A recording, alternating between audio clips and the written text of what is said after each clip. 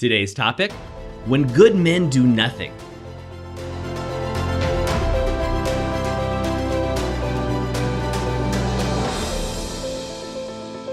Hi, I'm Doug Holt, with author of Your Own Story, and this is your Daily Growth Hack, where each day we give you a tip, trick, or insight to help you up-level what we call the 5 to Thrive. That is your mind, your body, your soul, your relationships, and your business.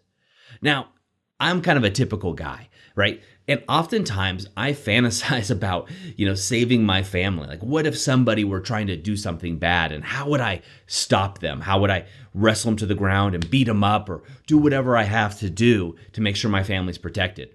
And to be honest with you, this is something that's kind of weird, but admittingly, I think about this almost every single day. I play out these fantasy scenarios about me saving the day, helping rescue somebody, me going, not even just my family, but how do I make the world a better place by, using my athleticism or whatever it is to go save them. I have these weird kind of action hero fantasies. I don't know if you have these kinds of things in your head, but I certainly do. And I know I've shared this with other guy friends of mine, and most of them look at me like I'm crazy, and I probably am, but I definitely do. But we look back through history, how often have good men, and when I say men, I mean good men and women, how often have we just sat on the sidelines and watched slavery, the Holocaust, genocide, right? All these things happening in the world that we disagree on, but we don't do anything.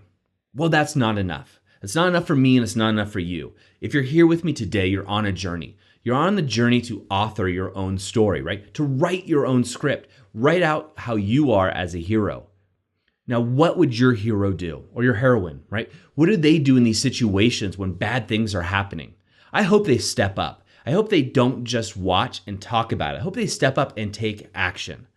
So what I want to know from you today, right here, right now, how are you going to take action? Now, this could be in your own life, right? How often are we the own villains in our own stories, right? We self-sabotage. We're on a diet. We say we're going to lose weight, or we're going to gain muscle, or we're going to get ready for that athletic performance. Yet we sabotage our diets. We don't show up for the workout. It's easier to go to happy hour than it is to hit the weights, right? I know, I get it. I've been there. Now, how often in relationships do we find the what we think is the perfect mate, right? The perfect partner for us, but yet we self-sabotage that relationship because deep down we're just scared, right? We're scared they're going to find out who we really are and the skeletons in our closet, so to speak, right? We all have them. Come on. We all have them. We've all been there. But the villain inside of us, that evil person, and I won't say evil, that's not the right way to say it, but the villain, the part of us that self-sabotages our real goals and intentions. Why are we just watching? Why aren't we taking proactive action and actually stepping up? Now, maybe you're like me and you want to take that to the next level. How are you stepping up in other areas? In your community, are you a leader in your community?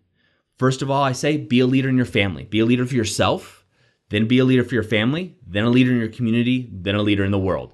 I want you to have all of that and then some. So what I invite you to do right here, right now, grab your journal, list out, where are you actually just watching and letting the villain, letting the evil actually continue on in the world?